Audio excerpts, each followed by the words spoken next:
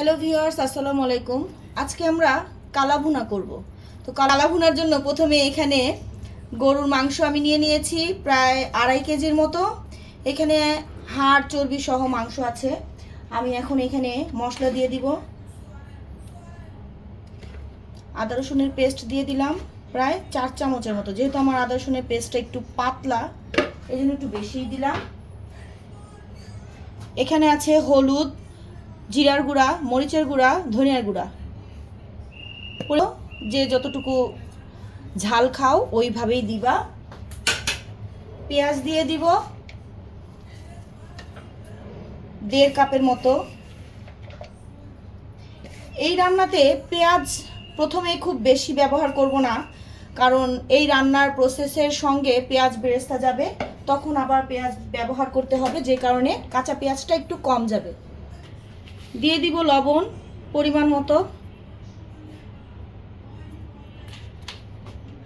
দিয়ে দিব শুকনা মশলা। শুকনা মশলা বলতে যে গরম মশলাগুলো আমরা খাই, এখানে দারচিনি আছে, এলাচ আছে, কালো ফল যেটা বড় এলাচ বলো তোমরা, এখানে আছে স্টার এসেন্স, আছে কাবাব চিনি, আছে গোলমরিচ।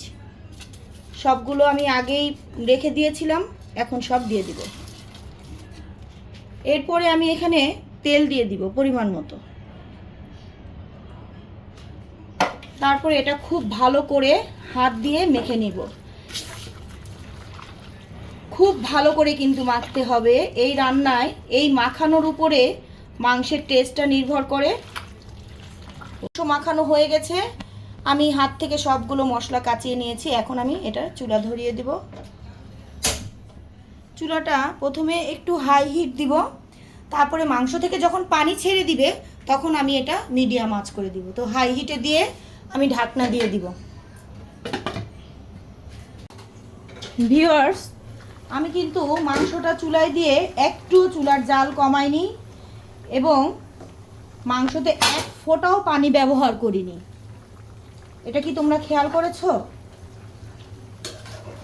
তো মাংসর চুলাটা হাই হিটে রাখার কারণে মাংস থেকে যে পানিটা বের হয়েছে, আমি এই পানিটা দিয়েই মাংস সেদ্ধ করব। তো এখন আমি একেবারে নিচে থেকে উল্টে পাল্টে নাড়াচাড়া করে দিব খুব ভালো করে। নাড়াচাড়া করার পরে আরেকবার একটু ঢেকে দিব। এইভাবে আমি রান্না করতে থাকবো যতক্ষণ পর্যন্ত মাংস সিদ্ধ হয়ে মাংসর পানি শুকিয়ে উপরে তেল না উঠে যায়। ঢাকা দিয়ে দিলাম।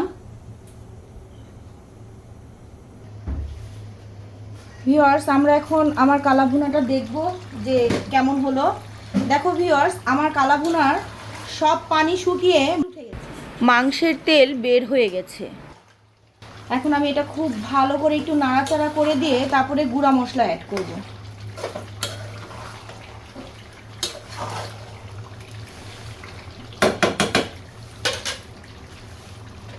এখানে আমি গুঁড়া মশলাগুলো আগেই মেপে নিয়েছি।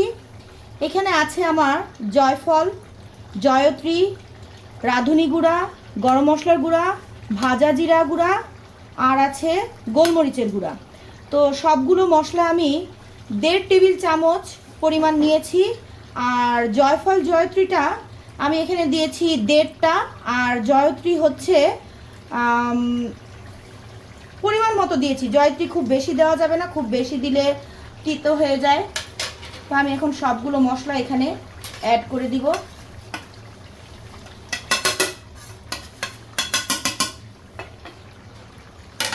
এই মশলাটা দিয়েও আমি খুব ভালো করে নাড়াচাড়া করে একদম মাংসর সাথে যেন মিশে যায় সেইভাবে দিয়ে দিব।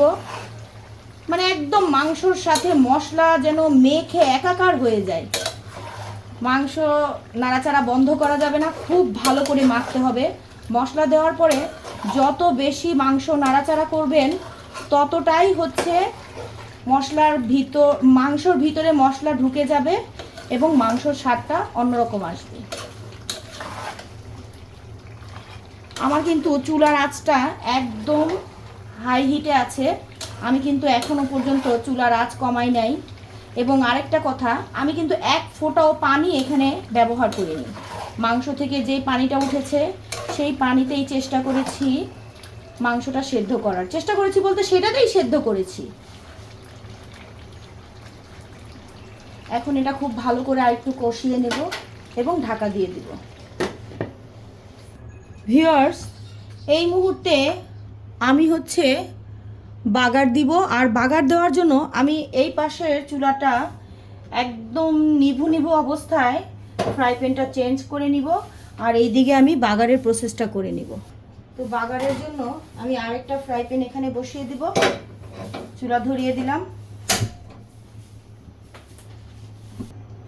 ভিউয়ার্স, কালাভুনা বাগারের জন্য আমাদের কিন্তু অবশ্যই সরিষার তেল লাগবে। তো এখানে আমি 1 কাপ পরিমাণ সরিষার তেল নিয়ে নিয়েছি। এখন তেলটা একটু গরম হয়ে গেলে আমি এখানে 1.5 কাপ পরিমাণ পেঁয়াজ দিয়ে দিব। ওই যে বলেছিলাম প্রথমেই রান্নার সময় পেঁয়াজ বেশি দেওয়া যাবে না। আমার তেলটা গরম হয়ে গেছে, আমি এখানে পেঁয়াজ দিয়ে দিচ্ছি।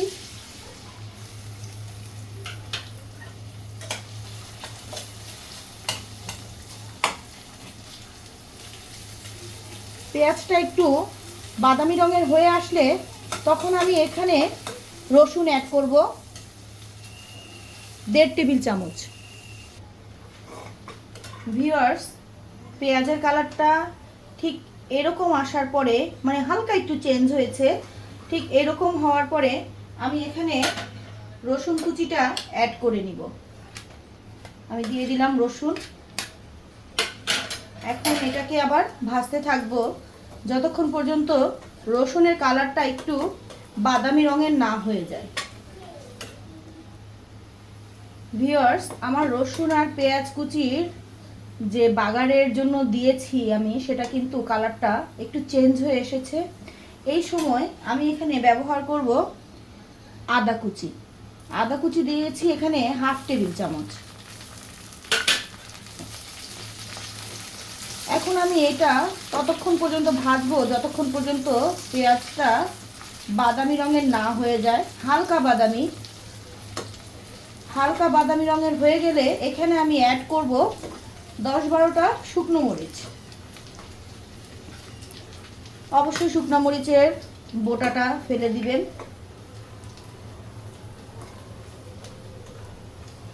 আমি দেখিয়ে দিচ্ছি, এই যে এরকম হবে।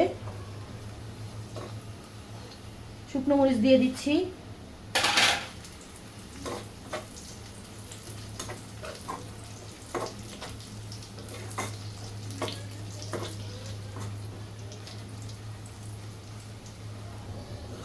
আমার পেঁয়াজ রসুন এবং আদা কুচি সবটাই কিন্তু একটু ব্রাউনিশ কালার হয়ে গেছে।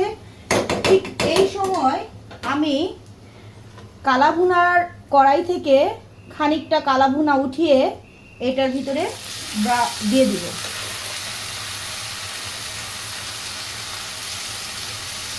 দিয়ে সাথে সাথে আমি ঢাকনা দিয়ে দিব। এই সময় কিন্তু আমার চুলাটা বন্ধ থাকবে।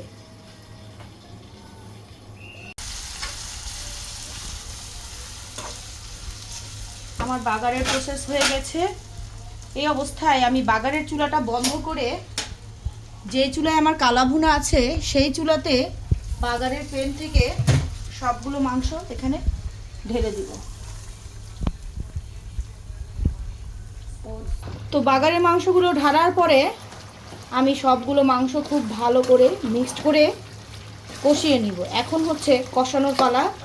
যত ভালো কষানো হবে মাংসর টেস্ট তত বেশি বাড়বে। তো ভিউয়ার্স, আমার কিন্তু কালাভুনা হয়ে গেছে। দেখো আমার কালাভুনার কালারটা কি দারুণ যে এসেছে, আর সামনাসামনি এটার যে এত সুন্দর একটা ফ্লেভার বের হয়েছে, এটা আসলে তোমরা যদি নিজেরা রান্না করে না খাও বুঝতে পারবা না। তো এই ছিল আমার কালাভুনা। এই প্রসেসে, এই রেসিপিতে যদি তোমাদের কারো ভালো লাগে আমার রেসিপিটা, অবশ্যই তোমরা এইভাবে রান্না করে খাবা এবং আমাকে কমেন্টস করবা। ভিউয়ার্স, তোমাদের যদি আমার কালাভুনার রেসিপিটা ভালো লেগে থাকে অবশ্যই আমার চ্যানেলে এবং আমার পেজে একটা লাইক কমেন্ট শেয়ার দিয়ে যাবা। আজ এই পর্যন্ত রাখছি। আল্লাহ হাফেজ।